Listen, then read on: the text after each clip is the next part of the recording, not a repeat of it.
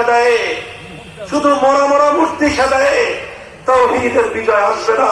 হ্যাঁ, মরা মূর্তি যেভাবে আমরা বিতাড়িত করেছি, জিন্দা মূর্তিও বিতাড়িত করতে হবে। আর বাংলাদেশের সকল ক্ষেত্রে, জাতীয় ক্ষেত্রে সবচেয়ে আলোচিত ইস্যু হলো সংবিধান সংস্কার। সংবিধান সংস্কার, সংবিধান সংস্কার।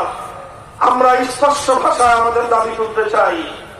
নানা রকম সাহিত্যপূর্ণ ভাষায় মারপ্যাচের অনেক আলাপ আলোচনা আছে, এগুলো যারা টেবিলে বলবেন, টেবিলে বললেন, ফাইলে লিখে লম্বা লম্বা প্রজেক্ট আমরা জমা দিব, লম্বা লম্বা প্রস্তাব পত্র আমরা জমা দিব, অনেকে জমা দিয়েছি, সব ঠিক আছে। কিন্তু মঞ্চ ময়দানে গোটা জাতিকে নিয়ে একটা দাবি আমরা এবার তুলতে চাই। সেই দাবি হলো, আমাদের সংবিধানের এই সকল কুফরি ধারাগুলোর কারণে বাধ্য হয়েও আমাদের ওলামায়ে কেরামকে, ইসলাম প্রিয় জনতাকে নানা সময়ে ইসলাম বিরোধী অনেক কার্যকলাপ বাধ্য হয়ে করতে হয়। আমরা এই অভিশপ্ত ধারায় থাকতে চাই না। আমরা চাই এবার আমাদের সংবিধানে একটা সংশোধনী আসবে, আর সেই সংশোধনীটা শব্দ যাই হোক তার মর্মার্থ এটাই হবে, যদি বাংলার মাটিতে সংবিধানে কোরআন সুন্নাহ বিরোধী কোন আইন থাকে, কোরআন সুন্নাহ বিরোধী কোন ধারা থাকে, কোরআন সুন্নাহ বিরোধী কোন নীতিমালা থাকে, কোরআন সুন্নাহ বিরোধী সকল আইন, সকল নীতি, সকল বিধান বাতিল বলে গণ্য হবে, বাতিল বলে গণ্য। এইরকম একটা সংশোধনী আমরা চাই, যেই সংশোধনের মাধ্যমে আইন তৈরি করবার সার্বভৌম ক্ষমতা মহান আল্লাহর জন্য সংরক্ষিত থাকবে, আর আল্লাহর আইনের বিরুদ্ধে কোন আইন মুসলমানদের বাংলাদেশের সংবিধান অনুযায়ী সংবিধান সম্মত হতে পারবে না। এটা বলতেছি, ভালোই ভালোই বলতেছি। এটা নিয়ে শেখ মুজিবুর রহমান সাহেব ৭০-এর জাতীয় নির্বাচনে গোটা বাংলাদেশের মানুষের সঙ্গে অঙ্গীকার করলেন, আমরা যদি বিজয়ী হতে পারি কোরআন সুন্নাহ বিরোধী কোন আইন করব না। এই ছিল বঙ্গবন্ধু শেখ মুজিবুর রহমান সাহেবের পুরো রাজনৈতিক জীবনের ইতিহাসের সবচেয়ে বড় কল্যাণময় কাজ। তিনি এই ঘোষণা দিলেন, এদেশের মুসলমানরা তার এই ঘোষণাকে স্বাগত জানালো। ভাই, এটা আমার বানানোর কথা নয়, বাংলাদেশের ইতিহাস পড়েন, বাংলাদেশের ইতিহাস। আওয়ামী লীগের অফিস পড়াইছে, ইতিহাসটা ঘুরে দেয়। শত শত ইতিহাস গ্রন্থ আছে, ওনাদের বাড়িতে আছে, ঘরে আছে। এই সমস্ত ইতিহাস পড়েন। ৭০-এর জাতীয় নির্বাচনে আওয়ামী লীগের ম্যানিফেস্টো কি ছিল, ইশতেহার কি ছিল দেখেন। সেখানে এই কথা ছিল, কোরআন সুন্নাহ বিরোধী কোন আইন করা হবে না। এরপরে কি দেখলাম আমরা, তিনি বিজয়ী হলেন। এদেশের মানুষ অভূতপূর্ব ম্যান্ডেট দিল শেখ মুজিবুর রহমান সাহেবকে। তিনি নিরঙ্কুশ সংখ্যাগরিষ্ঠতা পেয়ে বিজয়ী হলেন। পশ্চিম পাকিস্তানিরা ক্ষমতা হস্তান্তর না করে 25শে মার্চ ভয়াল কালো রাতে এদেশের মানুষের উপর বর্বর হত্যাযজ্ঞ পরিচালনা করলো। 26শে মার্চ স্বাধীনতার ঘোষণা হলো। 1971-এর 26শে মার্চ থেকে 16ই ডিসেম্বর পর্যন্ত স্বাধীনতার সংগ্রামের পর, রক্তক্ষয়ী মুক্তিযুদ্ধের পর বাংলাদেশ স্বাধীন হলো। এই স্বাধীনতার পূর্ণ সময়টাই শেখ মুজিবুর রহমান সাহেব পশ্চিম পাকিস্তানিদের কাছে আবদ্ধ ছিলেন, আপ্যায়িত ছিলেন, আবদ্ধ ছিলেন এবং আপ্যায়িত ছিলেন। এরপরে যখন বাংলাদেশ স্বাধীন হলো, তারা ওনাকে মুক্ত করে দিলেন। উনি মুক্ত হয়ে লন্ডন গেলেন। শ্রীমতী ইন্দিরা গান্ধীর সঙ্গে ওনার গল্প স্বল্প হলো, আলাপ আয়োজন হলো। সব কিছু হওয়ার পর শ্রীমতী ইন্দিরা গান্ধী ভারতের তৎকালীন প্রধানমন্ত্রী একটা ছোট্ট চিরকুট শেখ মুজিবুর রহমান সাহেবের মুজিব কোটের পকেটে ঢুকিয়ে দিলেন। শেখ মুজিবুর রহমান সাহেব বাংলাদেশে আসেন স্বাধীনতা পরবর্তী ৭২-এর শুরুতেই। অভূতপূর্ব এই জাতির একটা অবিসংবাদিত নেতা হিসেবেই তার আবির্ভাব হয়েছিল। এ জাতি তাকে বরণ করে নিয়েছিল। কিন্তু ৭২-এর কয়েক মাস যেতে না যেতেই তিনি যেই কাজটা করলেন, সেটা হলো ৭০-এর নির্বাচনের আগে জাতির সঙ্গে কৃত সেই অঙ্গীকার তিনি সরাসরি ভঙ্গ করলেন। সেই ওয়াদা তিনি গাদ্দারি করলেন, জাতির সঙ্গে বিশ্বাসঘাতকতা করলেন। কোরআন সুন্নাহ বিরোধী কোন আইন তৈরি না করার অঙ্গীকার করে তিনি সংবিধানের মধ্যে ভারতীয় একটি অমুসলিম রাষ্ট্রের সংবিধানের মূলনীতি জাতীয়তাবাদ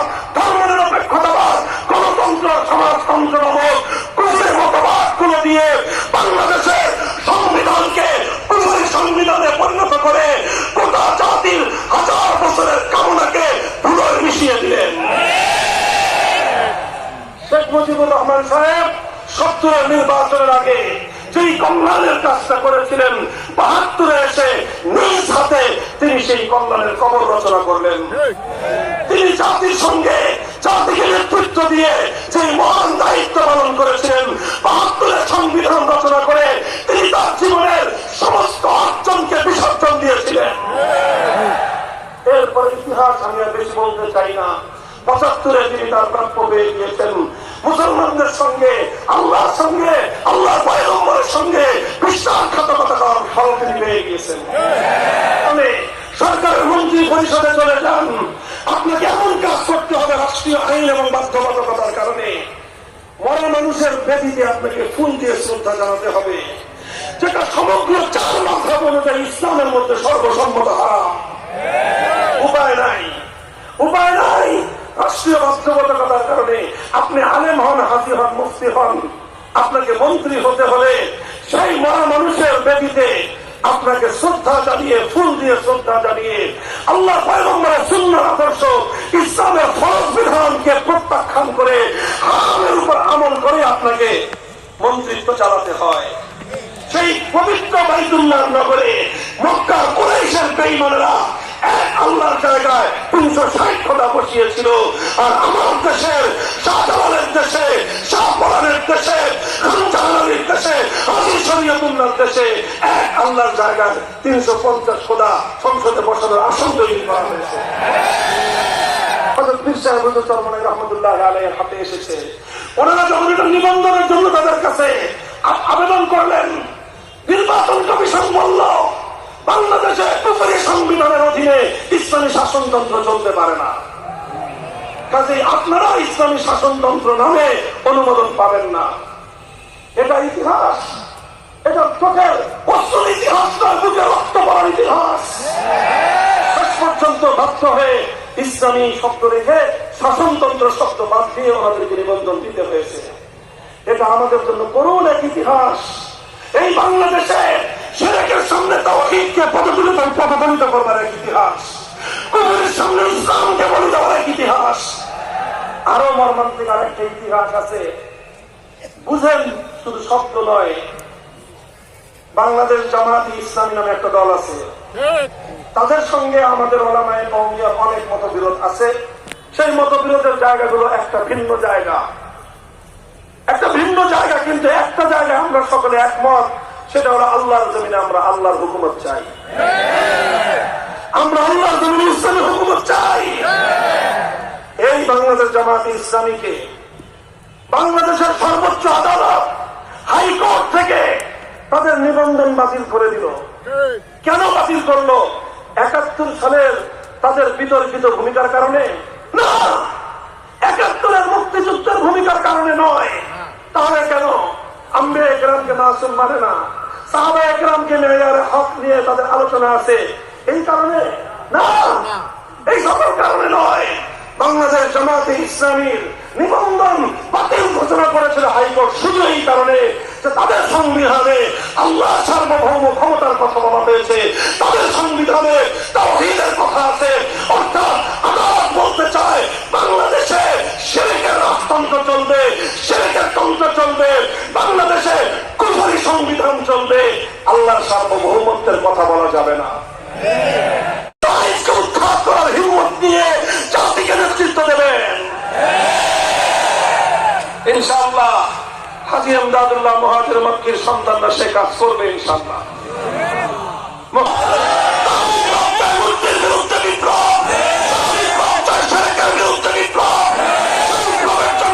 ইসলামী নেতৃত্ব যদি প্রস্তুত থাকে, বাংলা মাটি ইসলামী বিপ্লবের জন্য প্রস্তুত।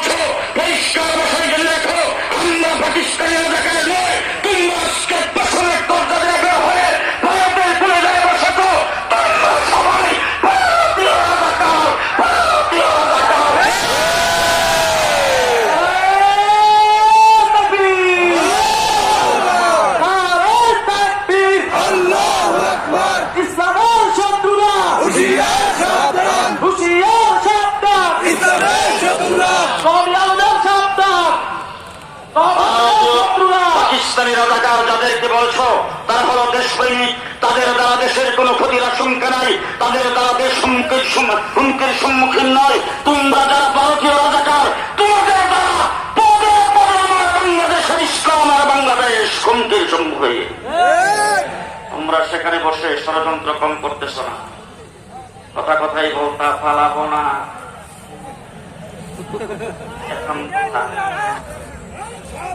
15 বছর বক্তৃতায় দাঁড়ায় বলছো খেলা হবে। পরিষ্কার ভাষায় বলছি, পরিষ্কার ভাষায় বলছি, খেলা হবে যারা বলতা। যখন তোমরা স্লোগান দিয়েছ তখন আমরা খেলার মাঠে ছিলাম। এই 15 বৎসরের ভিতরে আমরা শাপলা চত্বরেও ছিলাম, 15 বৎসরের ভিতরে ঢাকা গ্রাও ছিলাম, 15 বৎসরের ভিতরে রাজপথে মিছিল মিটিং এ ছিলাম, আন্দোলন সংগ্রামে ছিলাম। তোমরা খেলার কথা বলেছ, আমরা খেলার মাঠে ছিলাম। জেলখানায় যাওয়ার আগে যেই ভাষায় যেই শক্তিতে কথা বলেছি, জেল থেকে বের হইয়া সেই ভাষায় সেই শক্তি দিয়ে কথা বলি। আমরা খেলার মাঠে ছিলাম, খেলার মাঠ থেকে একদিন এদিক সেদিক যাই নাই। কিন্তু চূড়ান্ত খেলা আমরা মনে করেছিলাম তোমাদের সাথে খেলবো, কারণ তোমরা 15 বৎসর পর্যন্ত খেলছো। পুলিশ, র্যাব, বিডিআর, আর্মি তাদের শক্তিতে তোমাদের দলীয় কোন শক্তি নাই। আজকে পুলিশ তোমাদের সাথে নাই, পুলিশ রাষ্ট্র তোমাদের সাথে নাই। আর সবার থেকে চূড়ান্ত খেলা হবে।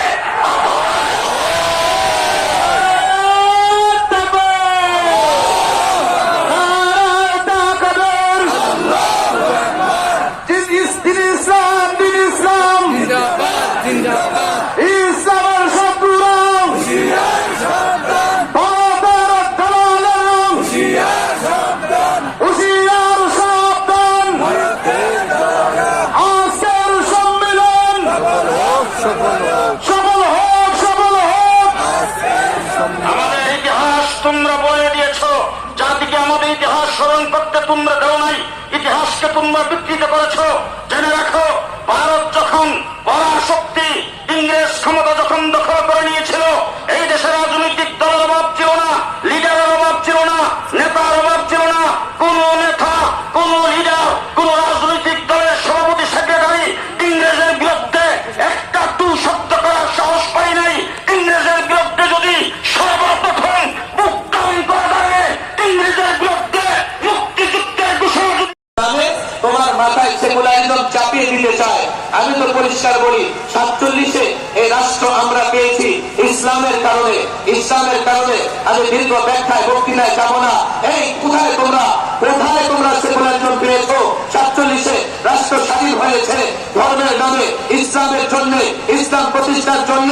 52-এর ভাষা আন্দোলন, সেখানে সেকুলারিজম ছিল না। 6 দফায় সেকুলারিজম ছিল না। 69-এর গণ অভ্যুত্থানে সেকুলারিজম ছিল না। 70-এর নির্বাচনে সেকুলারিজম ছিল না। 71-এ বাংলার দামাল ছেলেরা যারা জালেমের বিরুদ্ধে লড়াই করেছেন, হতে পারে কারো মাথায় টুপি ছিল না, হতে পারে কারো আমল দুর্বল, হতে পারে কারো ইমান দুর্বল, কিন্তু লড়াই করেছে। বিসমিল্লাহ বলে লড়াই শেষ করেছে, ইনশাআল্লাহ বলে এক একটা মুক্তিযোদ্ধা ধর্মের চেতনা দিয়ে লড়াই করেছে। এই জাতির উপরে সবচাইতে বড় জুলুম ওই ফ্যাসিবাদীদের পূর্বপুরুষরা করেছে। 72-এর সংবিধানে তারা সেকুলারিজম দিয়েছে। আর এক এক করে সেকুলারিজমের নামে রাষ্ট্রকে ধর্মহীন, ইসলামহীন করবার ষড়যন্ত্র তারা করেছে। বাংলাদেশের কোন মানুষ সেকুলারিজমের জন্য লড়াই করে নাই, মিছিল করে নাই। আমি সংবিধান সংস্কার কমিশনের সঙ্গে বৈঠক করেছি। আমি বলেছি অন্তর্বর্তীকালীন সরকারকে আমরা সহযোগিতা করতেছি, সহযোগিতা করে যাব। আমার ছাত্র রক্ত দিয়েছে, আমার ওস্তাদ রক্ত দিয়েছে, আমার যুবক রক্ত দিয়েছে, সহযোগিতা করব। বেশিরভাগের চিহ্ন মুছে ফেলতে হবে, রাষ্ট্র সংস্কার করতে হবে। বেশিরভাগ এই সংবিধান সংশোধন করে আমাদের উপর জুলুম করেছে। আপনাদের মনে রাখতে হবে, কোন চাপের কাছে নদী স্বীকার করা যাবে না। আল্লাহর উপর আস্থা বিশ্বাস এই সংবিধানে ফিরে আনতে হবে। বিসমিল্লাহ ফিরে আনতে হবে। আমার বিশ্বাস ফিরে আসবে। তারা যদি ভয় পায়, মনে করে পশ্চিমা নারাজ হবে, বেশিরভাগের দোষক নারাজ হবে। এই ছাত্র জনতা, আমি দীর্ঘ বক্তৃতা করবো না, দীর্ঘ বক্তৃতা করবার মতো সময় নাই। যেহেতু বেশিরভাগীরা এই সংবিধান থেকে আল্লাহর উপর আস্থা বিশ্বাস বিসমিল্লাহ বাদ দিয়েছে, এখন সংবিধান সংশোধন করে সবার আগে বিসমিল্লাহ এবং আল্লাহর উপর আস্থা বিশ্বাস ফিরিয়ে আনতে হবে। দেখো